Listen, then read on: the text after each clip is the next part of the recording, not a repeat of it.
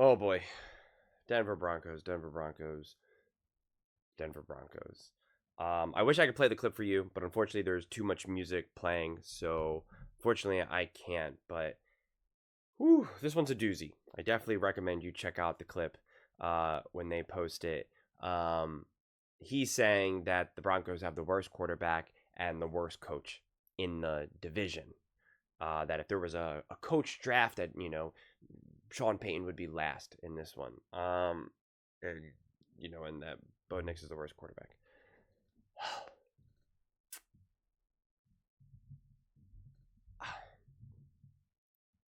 Listen.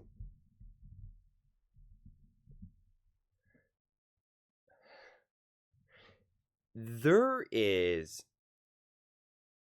okay. Now that football's ramping up again, okay. I'm having more and more, let's say, intense conversations with people in the comment section, right? We'll call it passion. Okay? We'll call it passion. And I'm just reminded how much bias can cloud our judgment.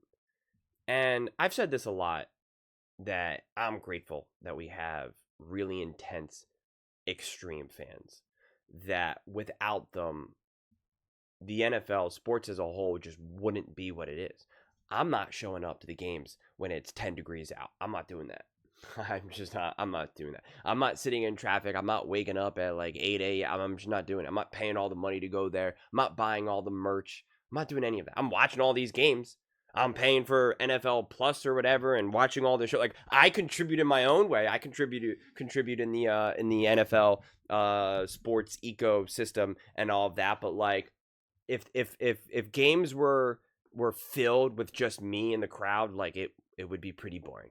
It would be there would be moments when it was really loud and screaming, but it would be pretty boring. And so I'm grateful for the fans that bring such levels of intensity and excitement, and I can see that in the comment section. And even though it's not necessarily how my mind works, that I really try to check any sense of bias or fandom at the door, no matter what, and try to see everything as clearly as I possibly can. I'm grateful that there's so many other extremely passionate fans out there, because without it, none of this would really exist in the way that it does. It just wouldn't. You'd be the WNBA, okay? And don't be the WNBA. And so I appreciate that. But I feel this all ramping up now, because we're like a little over a week from the first game, right? Eagles, Cowboys on Thursday, I think it is. And now we're starting to get the sports takes from the media, where now you start to see that same type of energy. And it's just, it's just a bummer, honestly. It's just a bummer that we want to pretend like Bo Nix has been a bad quarterback. That we want to pretend that Sean Payton isn't a great coach. That we want to pretend that we can't give any positives to a team like the Denver Broncos. And it fundamentally does not make sense. And this is what I had said before, where it's like, if you think so low about the Denver Broncos and their roster and even the coach, I suppose, then isn't it remarkable that Bo Nix was able to set records last year? Wasn't it remarkable that he was able to lead that team to the playoffs? Or if you think Bo Nix is a bad quarterback and that roster is not that great, isn't it amazing that Sean Payton was able to get this bad quarterback to put up a lot of top 10 numbers, to have the second most touchdown passes for a rookie in NFL history, to turn this quarterback that was overdrafted and a reach into a quarterback that was able to get his team to the playoffs. Like, isn't that then Sean Payton being a magician with no weapons? You understand what I'm saying? So it's just like, no matter what truth you want to just say, okay, well, no matter what statement you want to say, okay, we'll make this a true statement. Then, like, what else has to follow that then? That's why I always talk about logic. If something is true, then continue to follow that logic then. If you're saying that Bo Nix is a bad quarterback, well, then isn't Sean Payton an absolutely amazing coach? Isn't he like an absolutely amazing coach for doing what he was just able to do? If you're saying that the Broncos aren't that good of a team and they really weren't that good last year, then isn't it remarkable that Bo Nix was able to have the amount of success that he actually did? Or that Sean Payton, you know what I'm saying? Like, and so we can just keep kind of going in those circles there. It's like, what's the truth here then? The statement would almost make more sense if you said this is a great roster and the roster was like carrying Sean Payton or Bo Nix. But you don't even say that. So if you say like it's bad all around, well then like how did you have any type of success then? It just doesn't make any logical sense. What I just find as a bummer is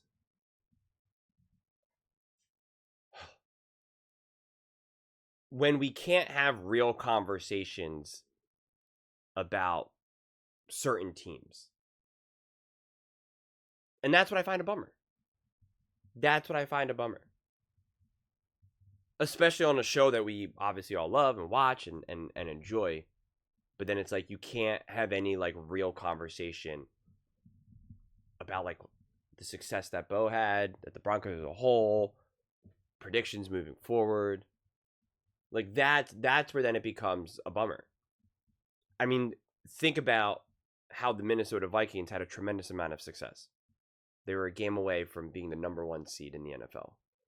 And Sam Darnold played awesome. Was literally like entering the MVP conversation. But throughout that entire season, it was just no. Rather than exploring, isn't this remarkable what this Minnesota Vikings team has been doing and what Sam Darnold has been doing with Kevin O'Connell and his connection with Justin Jefferson? Like we couldn't have that conversation. We could not have that conversation. And we couldn't have that conversation about Bo Nix and Denver Broncos and about the growth that he was showing. And how he had a better season than Caleb Williams, the number 1 overall pick.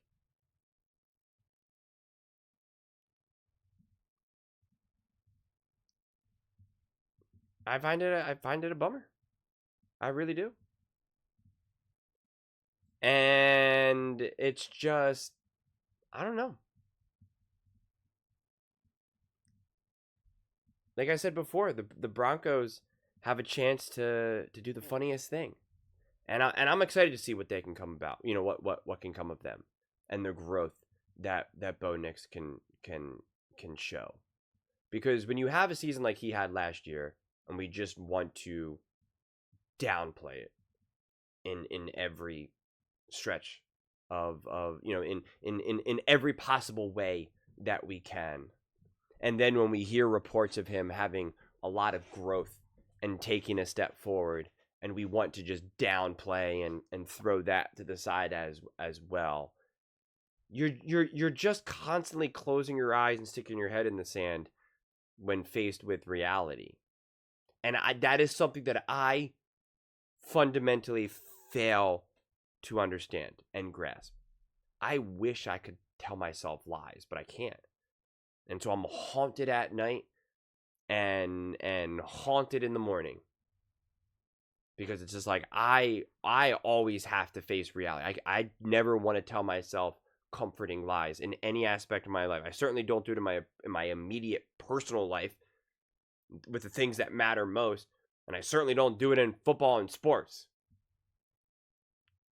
And so it's just like, if the Broncos can answer the call here, that goes a long way. Now, the good thing is that the last team that Nick said was going to be bad and not make the playoffs and be terrible in the division, that the coach is awful, and that the quarterback isn't that good. The last time Nick did that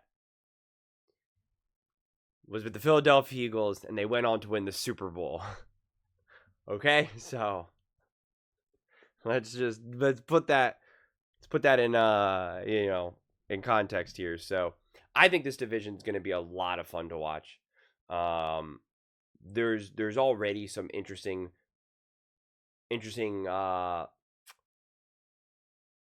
a timeline of events that will be unfolding throughout the season, and they've already kind of started, whether it be with the injuries with the Chargers, with the suspensions with the Chiefs. There's kind of question marks here that will most likely influence how this division ends up unfolding, when and how and why and where. So to me, trying to predict exactly the order of these teams feels truly impossible to me, especially because I think they're all well coached and well quarterbacked, that when facing the adversity that all four of these teams ultimately will face, it's going to be fascinating to see how the coaches deal with it and how the quarterbacks deal with it. So it just, to me, it becomes pretty impossible to even remotely have any confidence in the order. But Nick is very confident that the Broncos are just a bad team. They're just not a good team. And that Bo Nix is just simply not a good quarterback. And that Sean Payton is a good coach, but not a great coach. I just think all those statements are ridiculous. It's really that simple to me. But those are just my thoughts. I'd absolutely love to hear yours. What do you guys all think about the Denver Broncos? Do you believe that they are truly a bad team, will be last in the division? Let me know in the comments below. I read every single comment, so whether you agree with me or disagree with me, either way. Let's get in some discussions, let's get in some fights, but ultimately, let's just have some fun. And please do consider subscribing. We are building an amazing community here, and I absolutely love to see you part of it. I want to build something that we all generally feel connected to, something that we're really excited to be part of. I think we're well on our way to doing it. And please don't forget to give this video a thumbs up, as it really does help with the visibility and the algorithm. Thank you so much. See you next time.